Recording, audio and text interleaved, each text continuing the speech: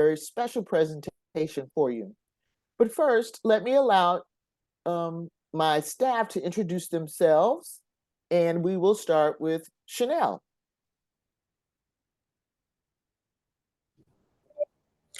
Good morning, everyone. Can you hear me? Yes. Angela, can you hear me? Yes. Okay, great. Welcome everybody to today. And my name is Chanel Frampton, and I am the Director of Programs at GLAAACC. I have been here for an amazing 8 years. So happy to see you all today and looking forward to this great presentation. Thanks, Thank you. Angela. Thank you. And next is Naomi.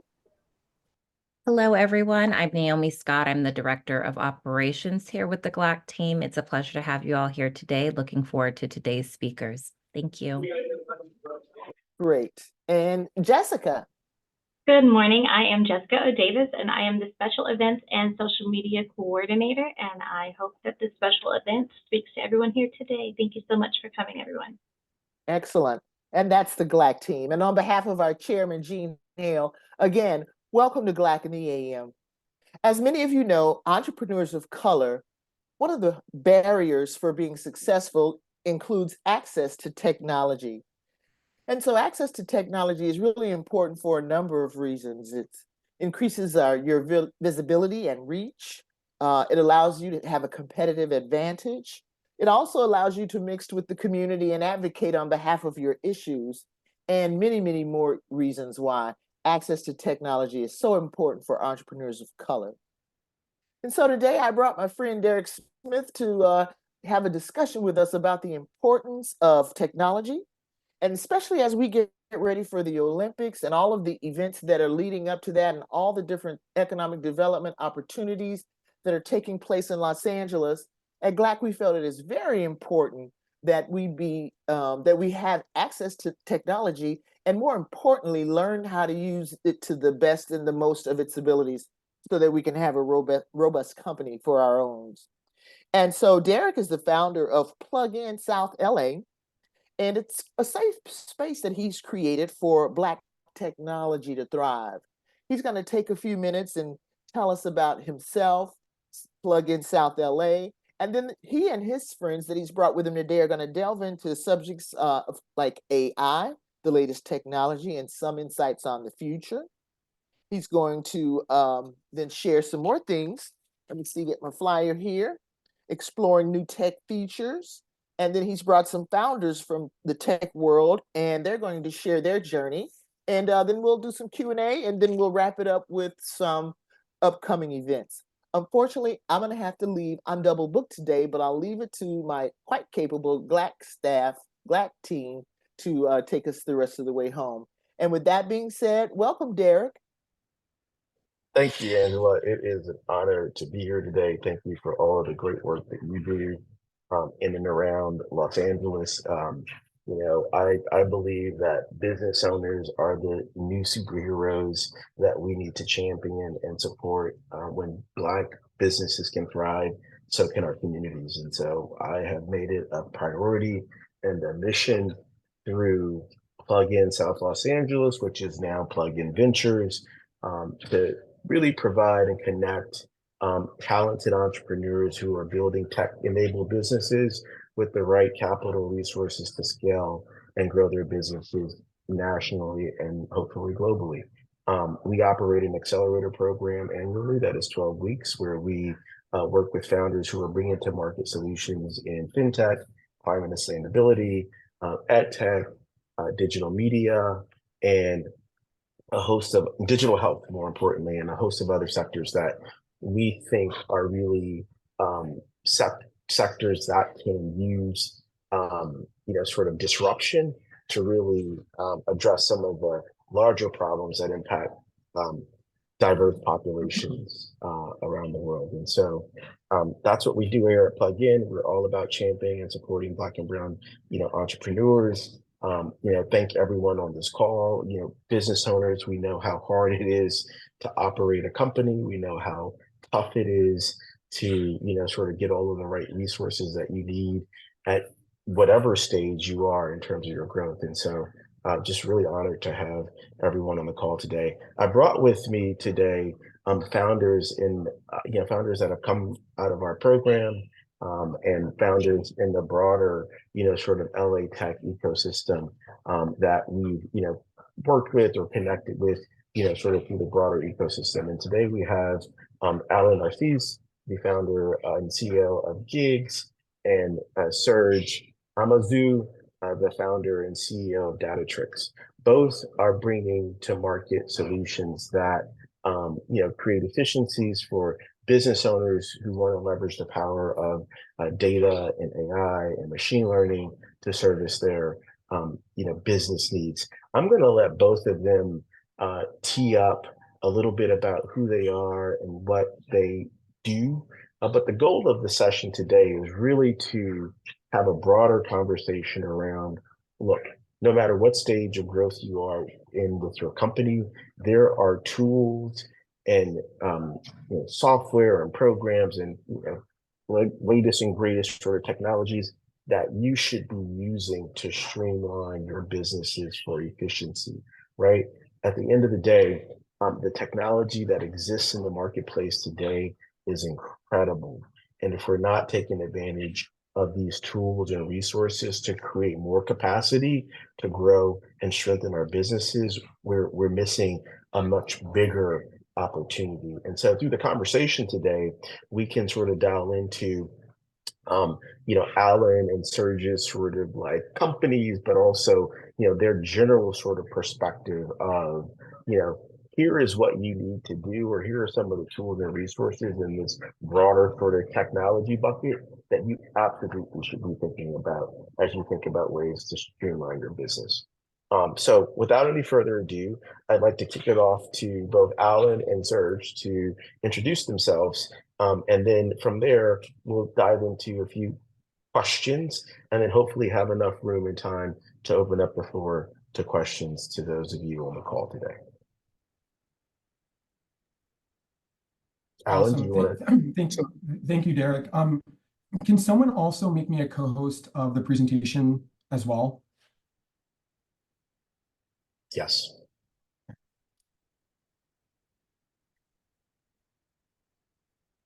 Okay. Wow. Okay. Awesome. Thank you. Thanks for the introduction, Derek. Just to introduce myself, my name is Alan Narcisse. I'm a 3-time entrepreneur. My first company that I founded was called the GLAAACC. Some of you might have read content from that site. I started that when I was in business school.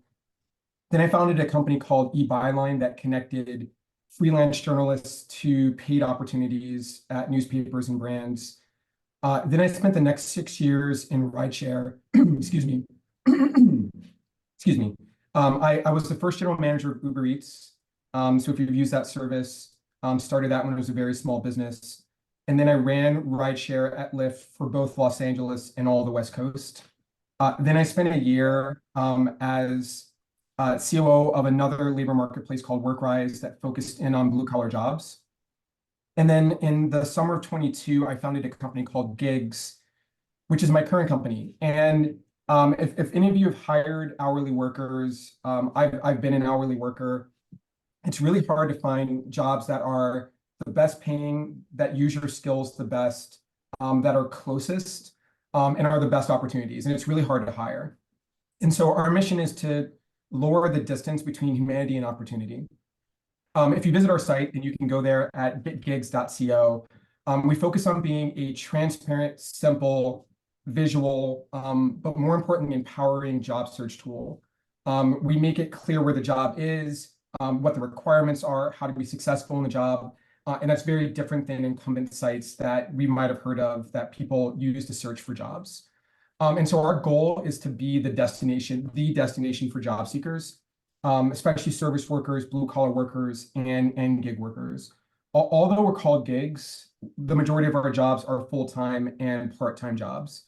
But we want to have every economic opportunity that a job seeker is looking for, especially when they're in the beginning of their work path and their work trajectory.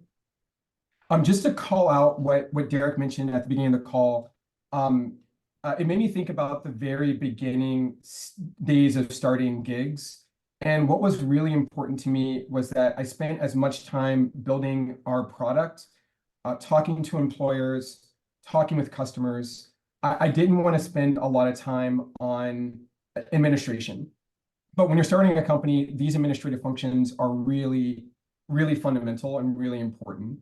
So I broke these into four pillars: finance and accounting. I would include tax in that. Sales, how to get customers, how to communicate with customers, and then HR and other resources. And by the way, if you have questions, I can view the chat. Please don't hesitate to jump in. What we use for accounting is QuickBooks Online. I'm sure a lot of you might use that tool, but it's really convenient for creating invoices, keeping track of expenses, keeping track of revenue, keeping track of your chart of accounts. But we also use another service called Pilot. And Pilot helps us with accrual accounting and also bookkeeping. So they have additional resources they use to make sure that our accounting is in order for our investors. Things like just understanding how to handle paid-in capital, how to handle complicated investments, that sort of thing. Now, below this line, I made sure to call out things I think are better for small businesses. I think Pilot is really good for an emerging venture-backed company. But in the beginning, I used a service called Bench, which is great for companies that are 1 to 10 people, any kind of business. If you're going to use cash-based accounting, it's great. They also have bookkeeping help, and it's a lot less expensive than Pilot, and it's also a fantastic service. The reason I picked Pilot is because I needed to make sure that my accounting connected to my payroll and other key systems like Stripe, which we use for credit card transactions. But Bench is also a great option for businesses that are growing. For sales, we use 2 different systems, one called Apollo IO, and this is really a lead enrichment system. So when we're looking for customers that we might want to sell to, and this is for our enterprise sales function, Apollo IO is great at telling us, hey, for Ralph's or for Albertsons or Starbucks, who are the decision makers in HR, who leads operations, and what is their contact information. And so we started using that 2 months ago. And for all of our sales prospects, we've identified every single name, their LinkedIn links, even down to their phone numbers and email addresses. And so we're able to try different ways of contacting these leads as we're attacking our sales plan. We also use HubSpot for our CRM. So in other words, just keeping track of all of our sales. What stage is each customer in? How much have they spent? What are all the different contact points that we've made with these customers? This is really important as your organization grows. We've got 3 or 4 people who are working in sales. And so we always want to keep track of what's the last contact, where's this customer at, where do they need help with onboarding, just any sort of just visibility into any stage that they're in terms of sales.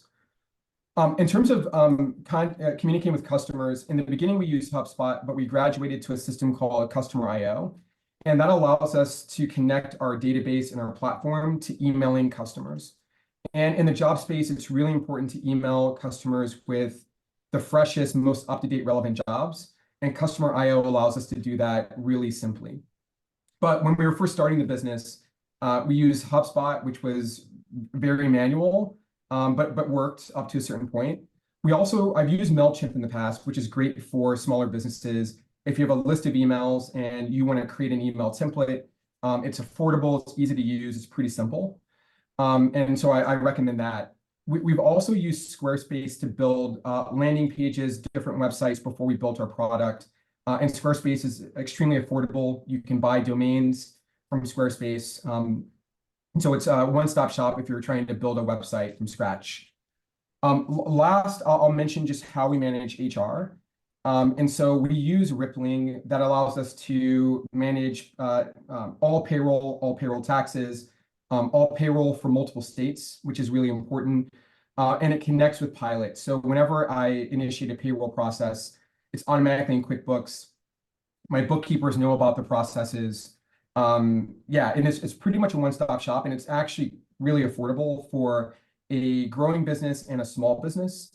A great alternative to this is Gusto. The only reason we picked Rippling was because of its integration with Pilot and QuickBooks. But Gusto is also a great tool that a lot of companies use as well. The last thing I'll mention before I pass it on to Serge is one of the reasons we used all of these systems is because we get really great discounts.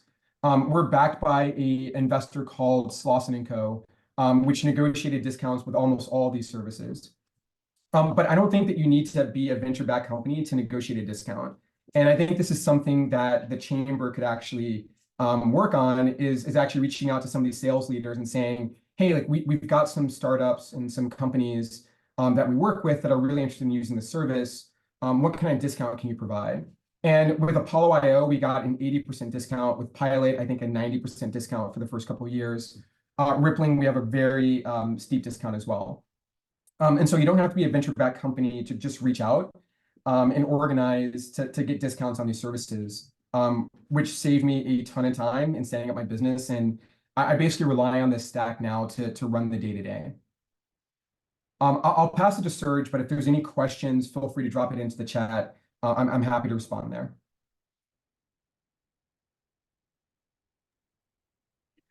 Hey, Alan, thanks so much. Hey, everyone. And Derek, thanks again for looping us in on this and the GLAAACC team for including us. I'll go ahead and share my screen now.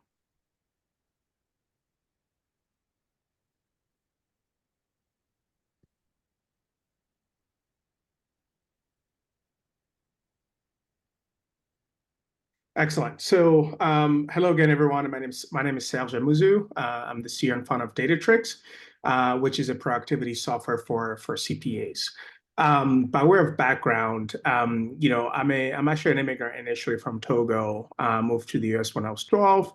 But I'm a serial entrepreneur, having started my first company when I was 16. So I'm a self-taught software engineer. So I started a software development agency when I was in high school. And was lucky enough to exit that business when I was 21. And then since then, I've just been starting businesses. And at one point, one of my business actually failed. And I had almost a life-changing experience with that business, right? And when I reflected on it, I realized that one of the reasons that it failed was because I didn't really understand my financials, right? If I had understood my financials, I could have found ways in which to actually, maybe look at different sources of financing to get the business growing. And so, I wanted to actually solve that for business owners, because a lot of business owners don't understand the financials. They don't, it's hard to manipulate the data behind the numbers. And really, that was the genesis for Datatrixs. And so we actually started initially helping businesses forecast the financial with financial plan analysis. However, as we went down the line, one thing we learned was that a lot of you business owners rely on your CPAs, your accountants, for financial guidance, to actually take the business off the ground and sort of think about the next direction for it. And that's where we saw that by helping CPAs, we can actually, sort of deliver on our mission more by helping businesses thrive and grow as a result. And so that's what led to what Datatrixs is now, where, as I said, we're productivity software for CPAs. And so fundamentally, what's happening is that nearly 75% of CPAs here in the US and in Canada are boomers, and they're all retiring.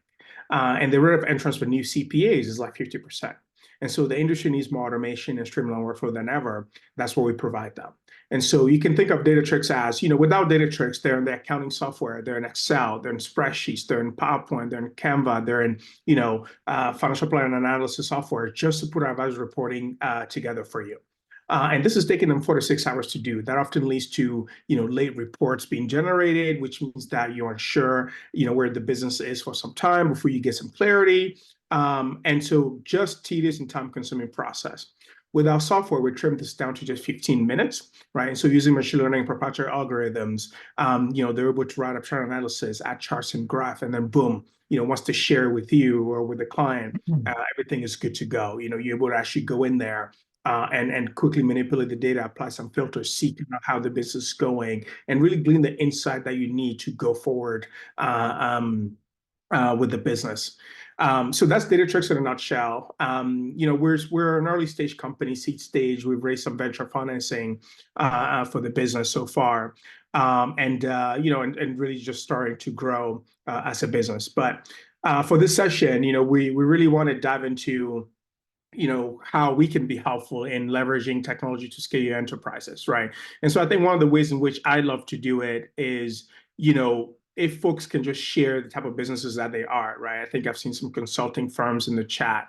If folks can share the type of businesses they are, it will be helpful in sharing maybe stacks and tools that are helpful in sort of each different category. Mainly because, have had experience building multiple businesses, so have used different stack. And many of the stack that Alan has mentioned, we also use, right? So like, for example, we actually still use Gusto. We use HubSpot. We're using, just a bunch of tools off the top of my head that I can always think about right now. But, we're using multiple tools. So we would like to be able to get to know what businesses folks are in. And then we can make it a discussion, Derek, if that makes sense. You're on mute.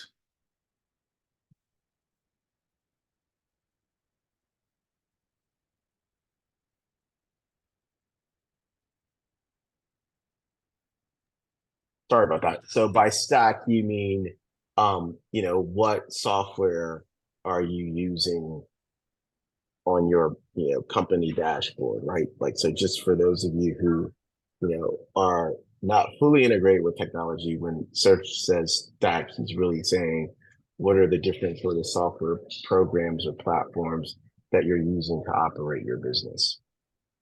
Yeah, I think that's a great idea. So it'd be great if you can just drop in the chat, like what space or sector you're representing, and then we can, transition into Q&A off of that. Does that work for everyone? Yeah, and essentially questions, that they may have for us. That way we can drill down and try to be as helpful as we can be. Yeah, well, that's, yeah. And while they're doing that, while we're doing that, I will just sort of throw a question out to both of you. We know that AI is one of the most sort of talked about drivers of transformation happening right now at the present moment. Yes, we all would agree that AI is overhyped, but there's also some, things that we need to be paying attention to in terms of like how AI is moving, sort of all types of business sizes forward. Can you all speak to how you're using AI within your companies and how you're using it to streamline? And you can single out any of these sort of like tools as like a key driver if it makes sense. But like, just I think broadly speaking, it'd be great to hear, how you guys think about AI and what are some of the learnings for some of the folks on the call, in terms of where they should be focusing, what tools they should be using in broad terms to really take advantage of this new platform, this new medium that's transforming the economy in the world. Yeah, absolutely. Happy to jump on that. I think at this point, everyone should be using ChatGPT for, you should just be using ChatGPT for almost anything right now, whether it's creating a blog post, whether it's generating or improving on an email. Actually, Gmail has, if you use Gmail, so there, I think Microsoft is also great, obviously with Copilot. In your email, you should be using AI to write great copies, so that the deliverability and the readability for your clients is just, through the roof. That way, what you're writing makes sense to them. So that's a very easy way to just get content going. So for us, being a software company, we have engineers, and they're actually all using AI and even writing code, right? And so no matter what business type you are, right, whether you're a consultant, whether you're a law firm, so you should be using minimum OpenAI to help with some of the tasks like blogging, which can help you with SEO, essentially content marketing as a result. And for HubSpot, so one of the cool thing about them, obviously they have an AI system now, so that can help with sort of drafting some of the messages that you're sending to your prospects. So again, that's AI, right? When you're prospecting, when you want to reach potential customers, it's just, I would just say AI all around, right? OpenAI is a great one to use. I'm not sure if folks have questions in terms of specific functions that they like to deliver. But that's kind of where those are my thoughts as when it comes to AI. Yeah, and just to add to that, I want to strongly second how efficient it is with writing. And one push I have is be creative in your AI prompts. So when I'm writing an email or a blog post, I ask ChatGPT to change the tone or make it more concise or make it more lengthy.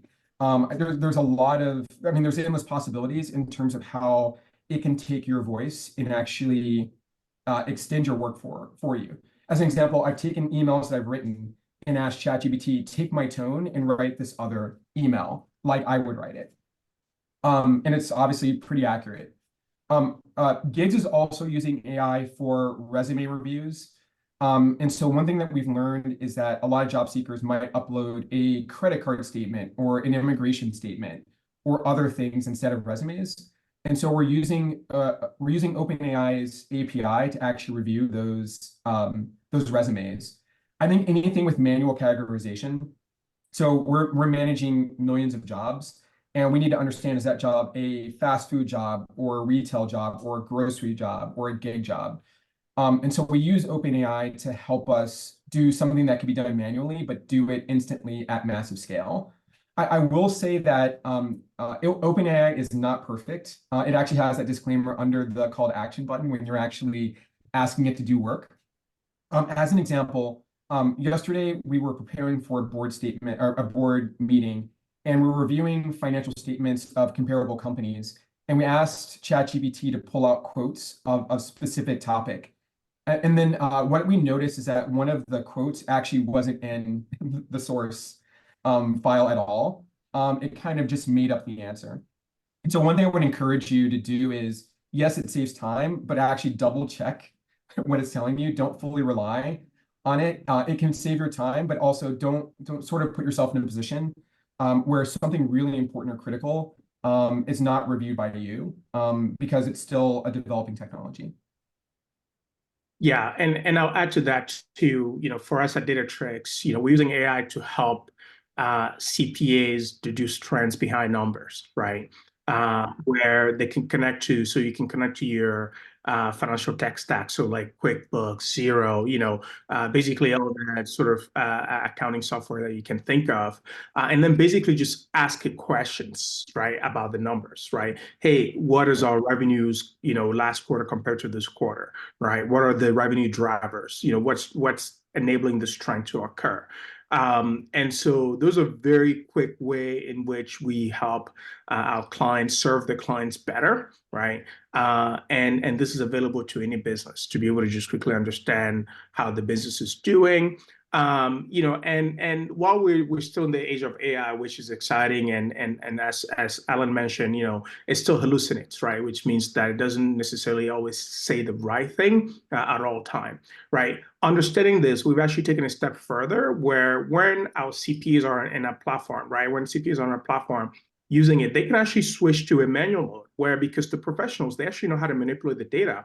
We make it incredibly easy for them to quickly, generate visualization charts, graph, etc., using, say, things like just letters, right? And so, for example, through the integration that we've done with the accounting software, they can just bring in any data set to the granular level that they're interested in, right? And then just using letter, let's just say, each data that comes into our software, we assign a label to it, right? And so when they want to manipulate that, they have to just say A plus B, right? A divided by B, whatever calculations they want to do, they just use letters, and then boom, instantly, graphs are generated, charts are generated. So they're not doing anything manual in the sense that they're not, spending hours in spreadsheets just trying to copy and paste numbers, right? They just quickly use letters, and then boom, they have the data that they need. And that's because we understand that while AI is amazing, it's great, right? At the end of the day, professionals like CPAs actually know how to do their job, except it just takes them longer, right? So we can help them do it in a shorter amount of time. While AI is great, don't overly index on it all the time, right? Always be sure to review it, the work, and some work you still have to do manually, but AI is always a great assistant in the process. I would just also add to what both of you have said is that for those of you on the call who, have repeatable steps and processes, and you haven't really mapped out those processes, I think it's a really great exercise to like outline your end-to-end process for who your customer is, right? I don't care if you're providing a service or if you're transacting, have that process written out if you don't have it, because then what you can then do is look at the end-to-end steps, and those things are repeatable. You can figure out which tech platforms are going to help you optimize getting those steps sort of done quickly, efficiently, and maybe in a higher sort of like volume, right? So that you're not dependent on just sort of the capacity of one person. So I would encourage, for those of you who already have your workflow processes like outlined according to each division and sort of department, great, you're ahead of the curve. For those of you who don't, I think you might want to start with that and then figure out where you have sort of like challenges in getting certain things done or completed at scale or just on a higher frequency. Where can you bring in, some of these tech stacks that Alan and Serge are speaking to help operationalize those steps? Yeah, and I'll continue to say, AI is so great to the point where, you can use tools like SurveyMonkey. They have an AI assistant that can literally generate surveys for you when it comes to getting customer feedback, right? Because, getting customer survey can actually be a daunting task because you're not sure what to ask customers. You want to make it personal, but you can't be too lovey-dovey, right? Like, we're a business. And so, so you can use a tool like SurveyMonkey and their AI tool just to generate some feedback. You share that with the customer, and that way you can start getting feedback. So, even if you're a service company, right, you want to know how your clients are doing, or what they think about you. And I think by injecting a feedback loop into the process, it demonstrates how much you care about your customers. And even if they don't respond, right, just the fact that you're asking for feedback on a continuous and regular basis, puts you at the top of mind so they know that you're there, that you care, that you're trying to improve your process. And so, again, you can use AI to simplify that process so that you're not sort of stressed or trying to figure out, what am I really going to ask these clients in terms of how we're delivering for them? Yeah, I think one of my big observations from starting a company almost 10 years ago and starting a company today is how much the tools can help you save time. And especially if you have a family and you're growing staff, or there's just something else that you want to do for your customers instead of administration. I think that AI is at the forefront of that. There's also a bunch of other tools that just handle things for you. So as an example, my first business that had employees, we used ADP for payroll. And we did a lot of things that took hours by hand because it was the only way to do that. I think that what Serge and I are talking about is really a mindset change of how efficient can I be and how can I leverage this tool for me so I can control my time. That's really sort of the construct. And AI is just going to progress. In a quarter, it's going to be better. A month after that, it's going to be better. This is really a way for you to grab your time back and to make as much value for your company as possible by understanding how these tools can be your assistant and give you a lot of leverage. Yeah, and in addition to that, don't be afraid to use consultants, right? Even if you're a service business, don't be afraid to use consultant, for example, lead gen, right? Because as entrepreneurs, sometimes we think that we have to do everything, right? But no, that's not the best way to do it, because oftentimes what you end up doing is you end up back in circles, right? And so as an entrepreneur, your job is not to do everything. It's to try and delegate as much as possible. And so, don't be afraid to use a consultant that can help you with, say, lead gen, right? LinkedIn Sales Navigator, for example, is a great tool. So depending on the consultant that you use, they may have their own internal tools for working with LinkedIn, right? Sales Navigator to in terms of finding those prospects and things of that nature. We used a great one in the past that, they had this tool that was just incredible. And so through that, we were meeting like 4 to 5 prospects each week, right? And that's not something I could have just done by myself, right? So that's just an example of, don't try to do everything by yourself. Outsource a couple things that you think would bring value, but is just taking too much of your time. What are some of the questions that you all have on the meeting? Are there any questions that you want to ask Alan or Serge? Sorry. Sorry, guys. Bless you. Thank you. So, if I could ask a question, my name is Zenya Morris. I'm from the PAM firm. And I want to say thank you guys. I have been trying to step into the AI scene for, I guess, several months now. And so I think one of the challenges that I'm finding, there's so many platforms that we can use to help us with our processes. I use ChatGPT every day. I've learned to introduce myself to ChatGPT, introduce my company, what I do.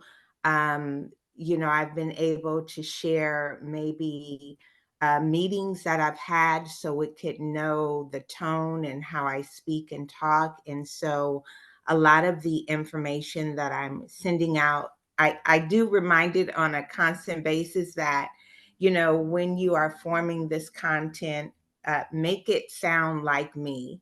And I will be one that will check it over. But there's so many platforms out there that I'm just trying to navigate, since I'm in the service-based business, which ones would be best for me. Like I just learned last night about a platform called Opus, where you can upload a training of yours, and it will break down your trainings to like 10 short forms of marketing, video content that you can use. So things like that can help me not only get out there more to the world, to my ideal clients.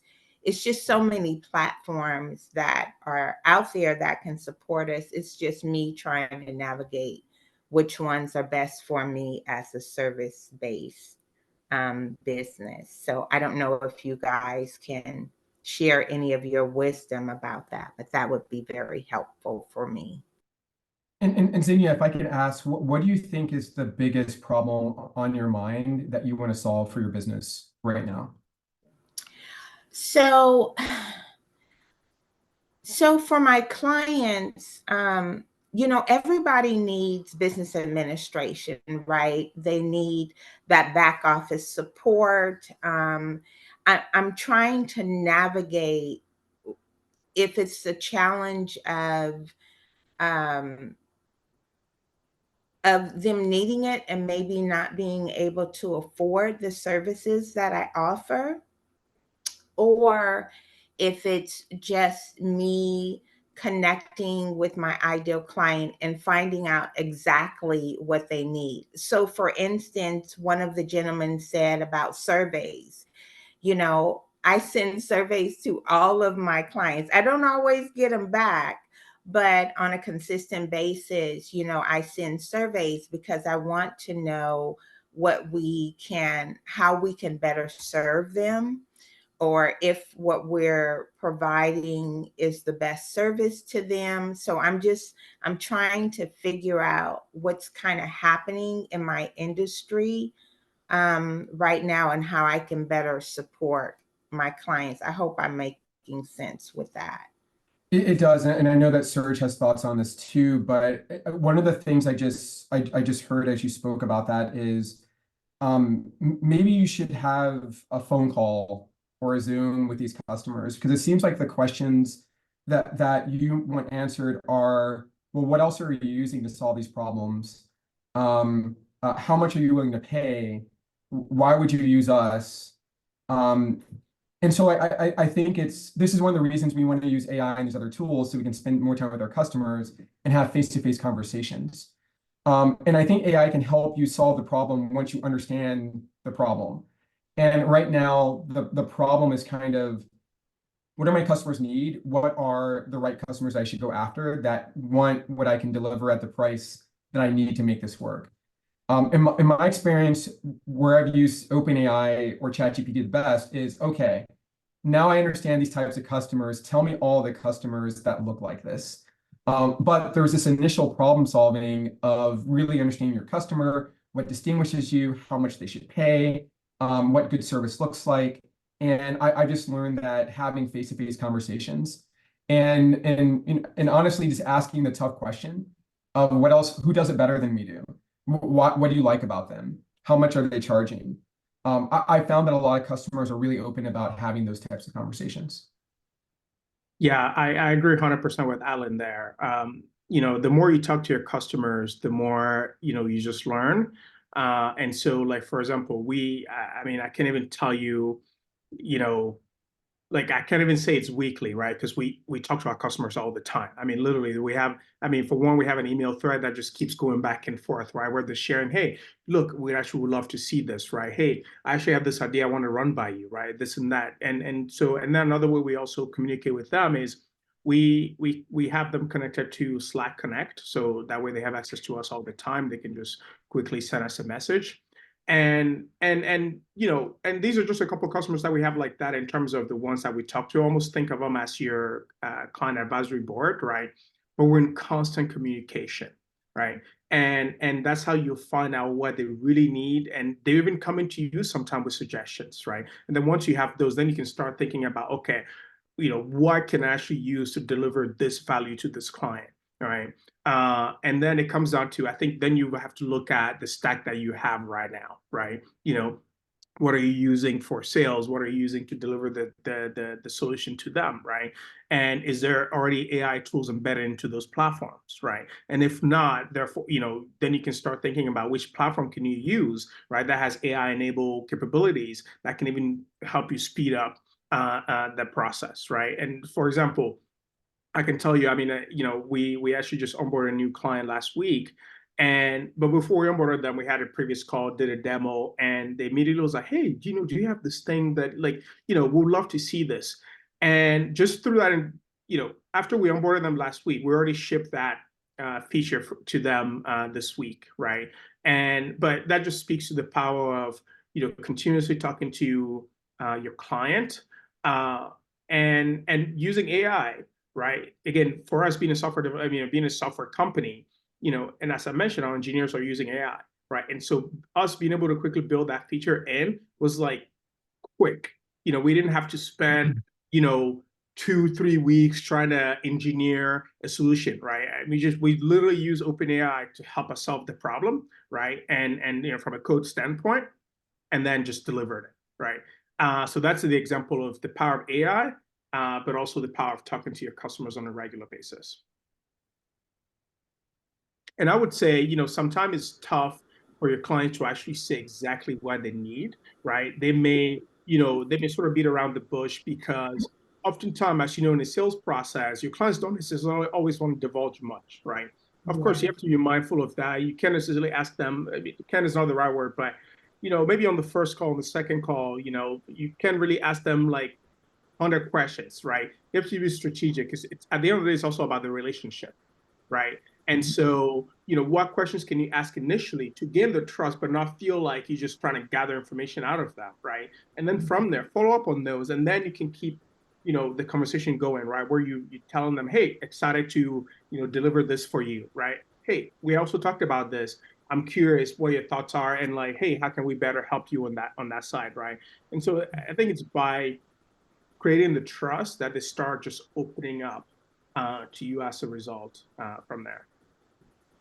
Okay, I appreciate that. I do meet with my clients weekly.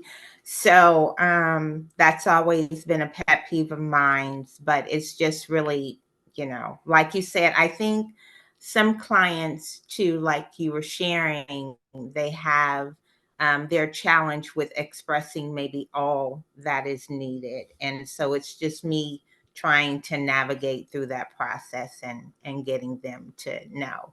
And I don't have a big team. It's just me and my assistant. But, you know, we do the best that we can to figure out what it is that they're needing. Yeah, So and thank you. oftentimes, sometimes your client just really won't know what the solution is. I mean, this is why you're in business, right? And I mean, we hear this all the time. You know, if you ask your customers what they want, they'll just tell you maybe a little bit better version of this. But actually, as the entrepreneur, it's your job to look through that, right? And say, actually, they say they need this, but honestly, we think this is really what they need, right? And taking that leap to be able to build that or provide that service for them, and in essence, delight them, right?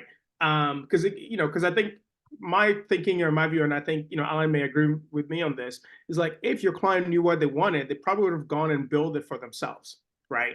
But the reality is that customers say things that they want all the time, but it's on us as the entrepreneurs to look through that and think about the innovation that's really gonna make a massive impact for them. Yeah, I mean, just to add to that, I mean, entrepreneurship's really hard, right? That's like, I think, like beneath the surface, we all feel that way. And it's really easy to pick the wrong customers, and it's really easy to have the wrong solutions, right? And so one of the biggest problems we should solve is, all right, are there enough customers that want to buy what I'm doing, and is it easy to get through these customers? And that's really the essential question that we need to free up enough space to answer for our business, and then play that out. How big can this be? But that's the whole process, right? Of carving off enough time to ask the right questions to your customers and have the right conversations, so we can build that business plan, and then grow from there. But I'm just saying, I've done this a lot in the sense of closing customers that are not the future of our business. And it's because, well, look, I mean, we're making money from these customers, but they can't grow. They don't really like our solution. And then you grow from that, and you pick better customers, and you focus on your ideal customer profile, and you build a plan around acquiring those customers that are going to be your future. But I think every entrepreneur goes through that same question. Yeah, and another thing to add to that is, you may want to have, and you probably already doing this, but you may already want to have value add content to those clients, right? Like tips and tricks for doing this, right? That you maybe send them on a, probably twice a month, right? Or maybe once a month. I mean, it depends on the type of clients that you have, right? But those sort of tips and tricks would actually continue to give them almost best practices, right? As you're even thinking about solutions and how to make things better, that could also be a way in which you introduce something to the client, right? Like, hey, one way to, develop your salespeople will be to, I'm just sort of picking something, off the top of my head here, right? One way to develop salespeople is, to allow them to go through a workshop on a continuous basis, right? And some of the best workshops are the one, led by successful salespeople. I mean, things of that nature, right? And by providing them those nuggets of value, they constantly will be thinking about you in terms of, oh, wow, Xenia is providing us, or especially when it's time for them to actually execute on those sort of solutions, right? They'll be thinking about you. And if they can't figure out, then they'll likely reach out to you, right? Where they're like, hey, Xenia, we're trying to solve this. How can you do it? But hey, you're the one creating the content, so you actually already know. And you can just jump in and continue to be a value add for them. Thank you so much. I appreciate your input. Thanks.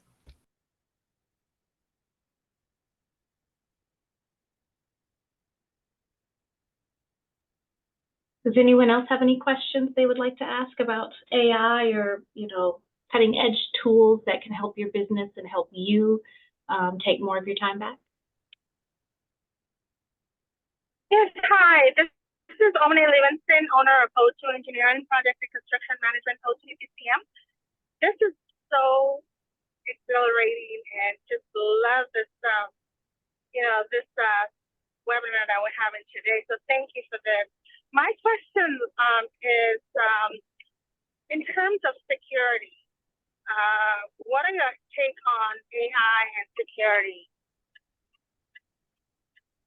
Sorry, Yeah, I'm driving. yeah. I mean, I think data privacy is a huge issue, right? That should be addressed. You know, Alan, feel free to chime in here, but I think it depends on the business type, right? Oftentimes, if you're serving a super small business, I think the likelihood of the data leaking somewhere where someone finding it are super low, right? Or in terms of um, proprietary information that gets out. Whereas if you're serving a large enterprise, right, like a Fortune 100 company, for example, right, they may already have data practices in place that you have to meet in order to work with them, in order to serve them, right? And so in the age of AI, what we're seeing right now is, a lot of enterprises are starting to deploy their own large language model, right, on their own servers, which means that it's not open to the public, right? Any data that goes in there, it's only the proprietary information. And so you can more or less ask OpenAI to surface information about, Samsung, right? And you won't be able to find that. So that's one way in which things are going, but that's only really possible for super large enterprises. I mean, now there's solutions coming out to help small businesses kind of deploy their own large language models, right? But again, that's where it depends on the type of business that you're serving, right? Again, if they're super small, right? Let's say maybe they're a restaurant, in your case, in construction. I think it depends on how large the firm is, right, and the amount of proprietary information that you have, and the probability or the feasibility or maybe the budget that you have around deploying your own large language models, right, so that you can keep your data secure. Maybe you have a competitive advantage in the way you approach construction, right? So you have to wait whether you can afford to make that data public by using, ChatGPT or any other publicly available large language model, right? Or if it's important for you to have your own large language model, which therefore means that you have to think about, investment, right, into your own models as a result.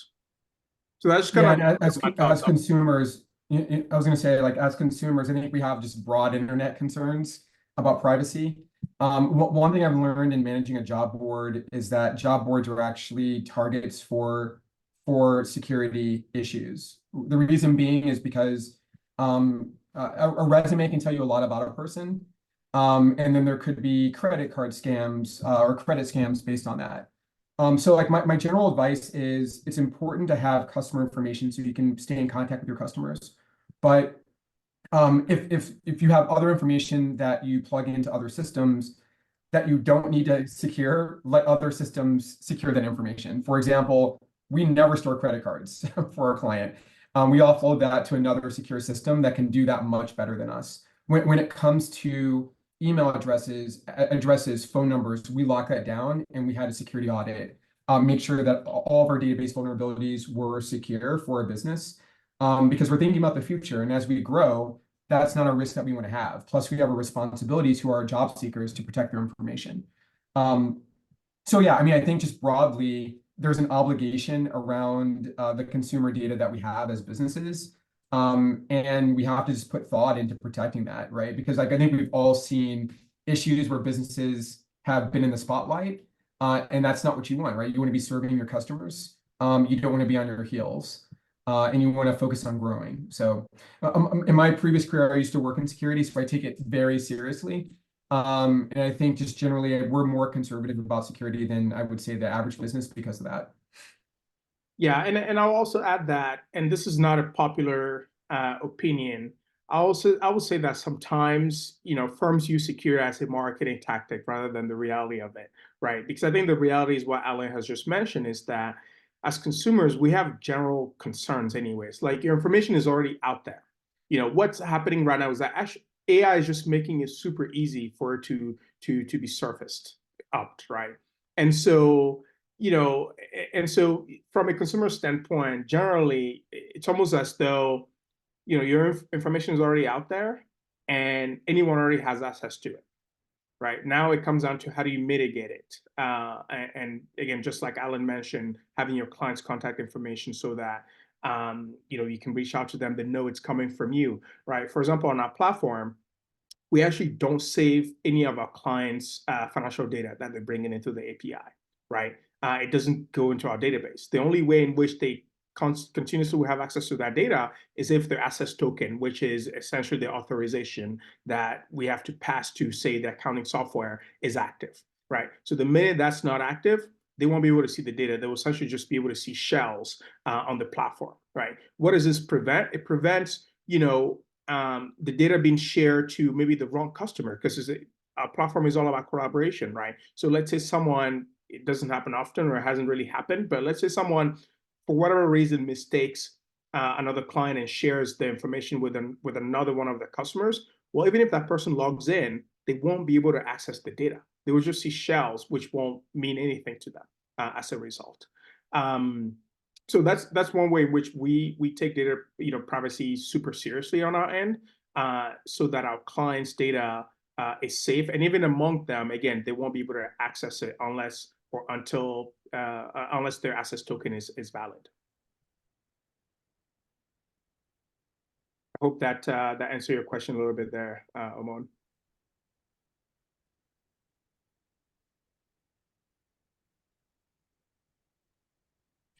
Hi. Yes, it does. I felt like it was really important for us to tackle or say something about security, so people are not basically putting all the information in there for AI to help out with. But thank you for that. We appreciate that. Absolutely. Thank you. And we have a question in the chat. Is the shell image on a blockchain platform, or what platform is it that's doing? Yeah. So for us, what we mean by shell is that, so the way our platform works is that when our client brings in the data, they can say, okay, I want to bring in, let's just say, balance sheet information, right?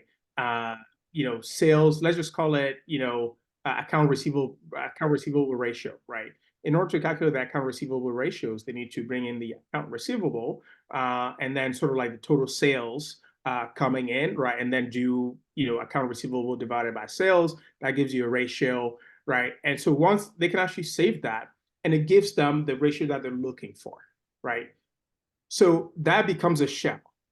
What do we mean by that is, if and when the access token is revoked, or if it's invalid, you won't actually be able to see the numbers that make up the account receivable ratio, right? You only be able to see that this was sales account receivable ratio, but you won't know what actually led to the calculation of that, right? Or the data source that made that calculation happen, right? Only the companies, whose data, right, that is, can actually fall back into that shell, right, to tell you the sources of the data. So it's not sort of Web3 related. It's more, again, security aspect on our end for protecting our client data. And then we have another question. What do you think about LifeLock? And who is good? Are any of these actually viable to help you protect yourself on your end, or are they kind of, a marketing ploy? I think those tools, I mean, Alan, feel free to chime in here. Well, I mean, as a consumer, I mean, I share concerns about where all this information is going, like just broadly with the internet as well, and social media. I mean, I think it makes sense to be aware of just sort of any credit, credit changes and that sort of thing, just broadly. And I personally do that. I think for the business, we have a Dun & Bradstreet number, which I think is useful because whenever someone runs the credit for the business, you get an alert. So I think that's generally useful. And my understanding is that's the standard as far as business credit goes. And I think that's pretty much free. And so I would advise everyone to get a Dun & Bradstreet number as well. Yeah, I think having sort of the LifeLock, the Experian, I can't remember the name right now, but I think it's Experian, right? It's Credit just Karma helpful also, in general, yeah, to get the alert, right? When something is, any changes happens to your credit report. I think that's one way in which you can actually catch, fraud, right? because you may be peacefully going about your life. And if you don't have these alerts, someone may actually create a credit card fraud under your name, and you would not be aware of it, right? So having those sort of subscriptions, really help you stay on top of it. I mean, and even if you have a credit card, I think almost every credit card company provides this sort of free credit check now, right? Where it'll alert you if there's a change in your credit report and things of that nature. I think it's just good practice in general, just to keep abreast of your own sort of financial life, and to prevent any maybe potential, major surprise in the future. Alan, would you type that into the chat? It was maybe Dun & Bradstreet. We have a few asking what exactly it was called for clarification. No worries. Yeah, let me set up add the website as well. Awesome. That sounds like really, really good information. I think all our members could make use of.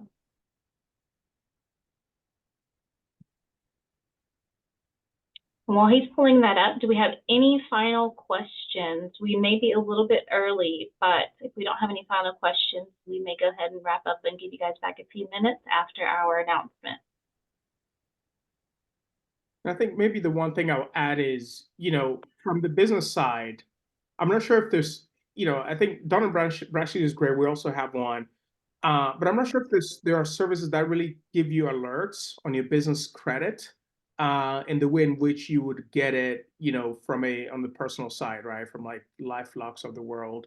And so from the business side, it's a bit more tricky, right? To kind of stay up to date on, hey, how is our business credit, credit report looking, right? Compared to your personal credit. So I think there's still potentially much to be solved around that. But Dun & Bradstreet is a great way to just quickly have some sort of credit file for your business. And yes, I think they promise that they'll monitor your credit, but oftentimes I think very little happens from the business credit side, that I haven't seen, prominent platform like LifeLock or Experian on the business side, but open to hearing if there's any.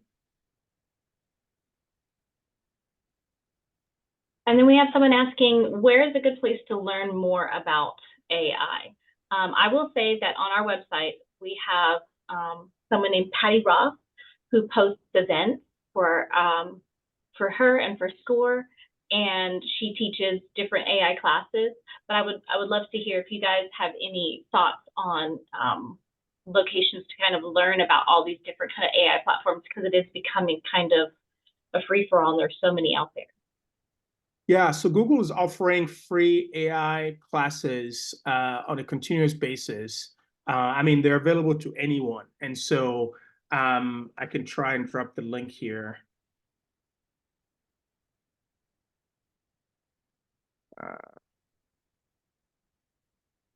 Yeah, and so basically they're offering these, I think they almost do it every quarter, where they just teach you the basics and the fundamentals of AI. So Alan, I'm not sure if you have something else while I look up some of these links. Yeah, and and that's a great suggestion. Obviously, Google wants to make sure that they're at the forefront of what people are using for AI, just given everything that's changing. I'll just sort of say that this is, I think, one of the most fundamental changes in technology that's happening. And what I was going to mention is this is literally changing how people search on the internet and get their questions answered. And it's the biggest thing since Google, and we all know how big Google has been in our lives in terms of information. And what's different about ChatGPT is that it can answer a question in context and do work for you. And that's really different.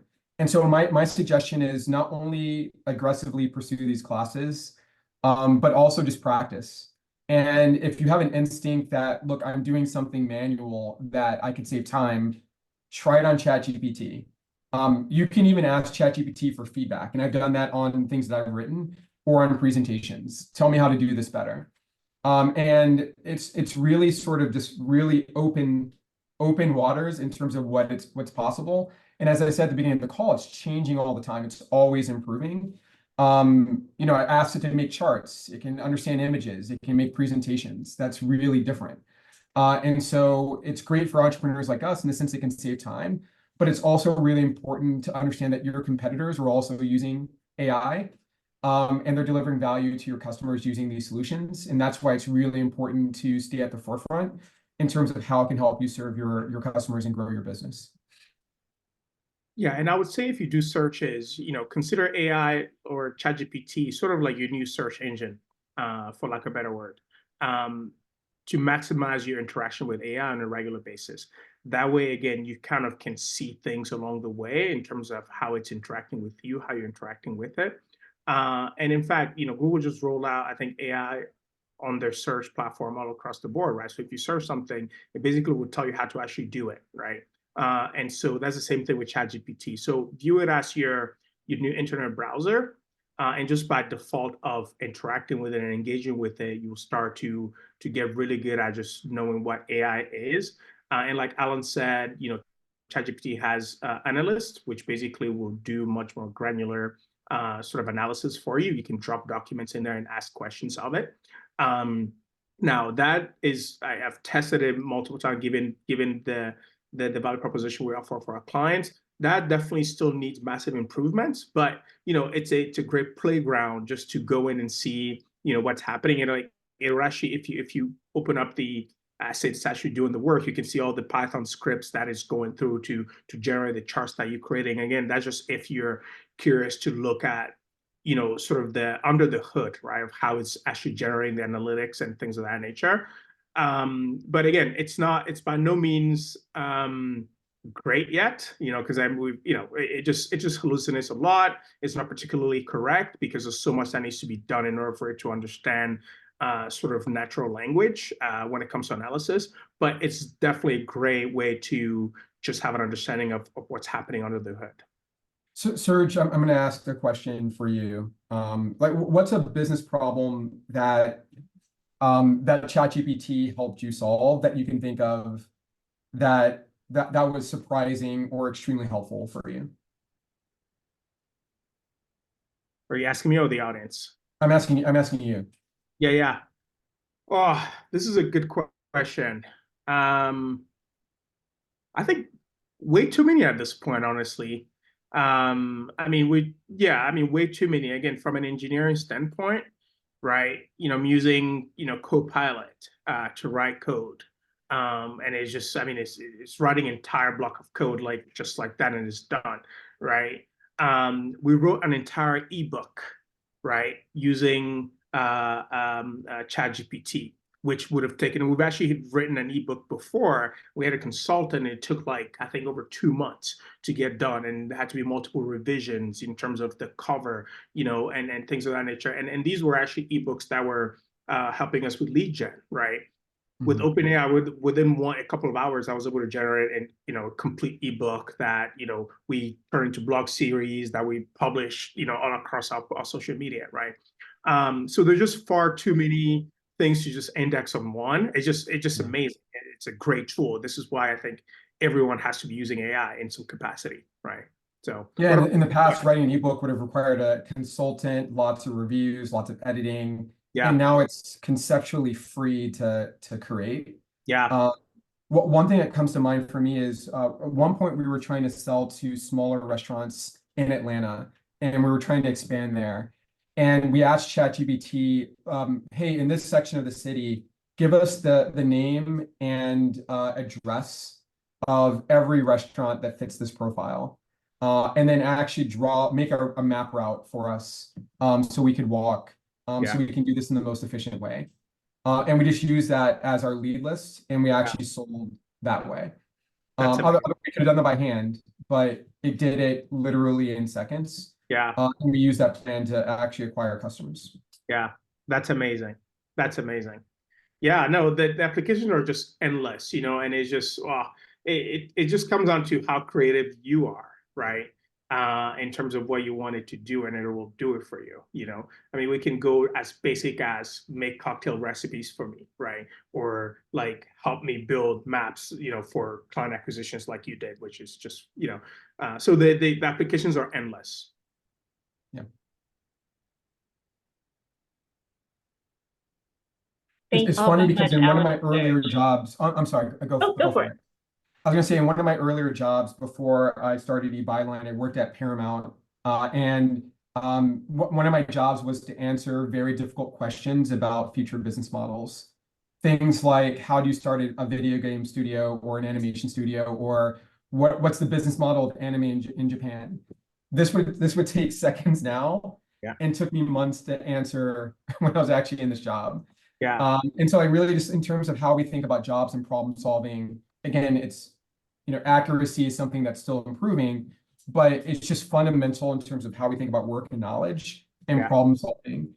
And that's Yeah. why it's so critical to practice, because I think as a group here, we're not even acknowledging all the things that it can do that we haven't unlocked in terms of how we're thinking about it now. Yeah. And actually I'll share, I think, to your question, what I think has blown my mind truly so far, and everything is done. We've used AI to generate our GTM. This is a 50-page report, which we're actually following right now. It's incredible. Literally analyzed sort of our competitors, the type of customers we should be going after, sort of the strategy, right? Give us a social media strategy, again, sales script. I mean, everything. So this is actually a 50-page. If folks are interested in sort of like the tool we use, I'm happy to connect them. But it give us scripts for each different customer segment, right? And it varies based on that, and it just wow. So I think that's probably, I would say, it's probably the most the one that has blown me away the most, because it's essentially a template or plan right now that we're using. Yeah, and I mentioned earlier that we're using it for resume reviews. We've had hundreds of thousands of resumes go through the system, and these are going to customers that we have to retain. Yeah. And so in the past, we would have had to outsource this or get people to review these resumes. It wouldn't have been perfect. And it's effectively $400 a month for us to do these reviews at the scale we're doing, and it's instantaneous. Yeah. And so just in terms of how we build our company, AI it's fundamentally changed how we've even staffed our company because of what it can do. Yeah. I mean, it reduces the headcounts, right? That you need now to achieve the same impact that you would have had like years ago, right? And that's actually one of the value proposition for our clients, where we can help CPA firms grow without augmenting their headcounts, right? Because of the shortage that's there. So I mean, we truly are on the age where you can have the $1 billion company. I'm sure you all have heard this before, but you can have the $1 billion company because you can have AI agents doing small tasks across the board, to achieve the result that in the past would have required many headcounts to achieve. Yeah, I mean, it's just incredible. Well, I'll take that as a perfect segue to thank you both.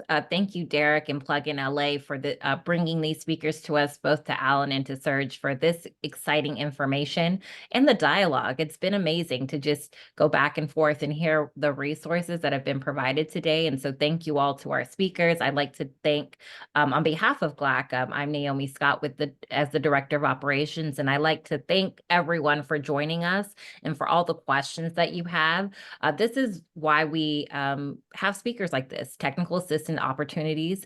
If you're not a member of the chamber, we invite you to join as a member of our chamber. Membership with our organization starts as little as $150 a year, and you get to hear from speakers such like this. You get to have networking opportunities and a host of other things that would be beneficial to your businesses in the different stages that are taking place. Thank you, Jessica. On the screen, I'd like to invite you to some of GLAAACC's upcoming events. We have our member meetup, which is an opportunity for some of our members to introduce themselves in a small networking format, kind of like this on Zoom, where we get a chance to get to know one another, learn about their businesses and the resources, and make connections with one another. We also invite you to participate. Actually, I will have my colleagues talk about the second program that we have coming up. It is our Education Fund Scholarship Reception from our separate 501c3. So I'll bring Chanel on for that.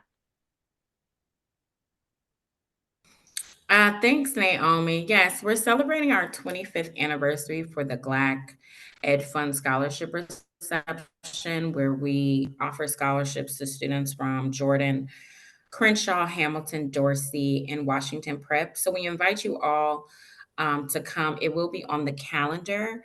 Tickets and sponsorship will also be listed. So it will be an amazing event, and we will be able to meet all of our new Ed Fund students in our cohort for 2024. Thanks, Naomi.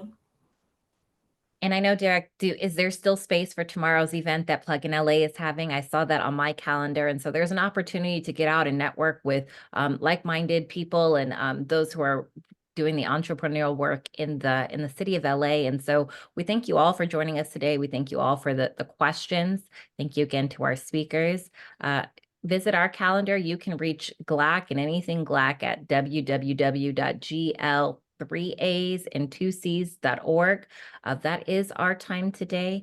We ask that you, if you haven't already, please drop your information in the chat so that we can thank you properly and have an opportunity to send you a recording of today's presentation so that you can have all the tips and tricks in your back pocket. We look forward to seeing you at our upcoming events. Oh, I'm sorry, I have two more. The County of Los Angeles has their Los Angeles Region of Small Business Summit. There's one taking place on this Thursday in the city of Long Beach. They have an expo that opens at 8:30 and the event is from 9 to 2. And that's the Los Angeles Region Small Business Summit. There is another one taking place in Lancaster Thursday, May 30th. All of this information will go out in our weekly blast if you have not had an opportunity to attend. But yes, the County of Los Angeles is bringing Small Business Summit to Long Beach and Lancaster. That is officially all of my time. Thank you all for joining us today. Thank you, Jessica, for bringing this program together. And you all have a wonderful day. We're going to donate 9 minutes of your time back. Have a good one. Thank you, everyone. Thank Thank you. you. Bye-bye. Bye.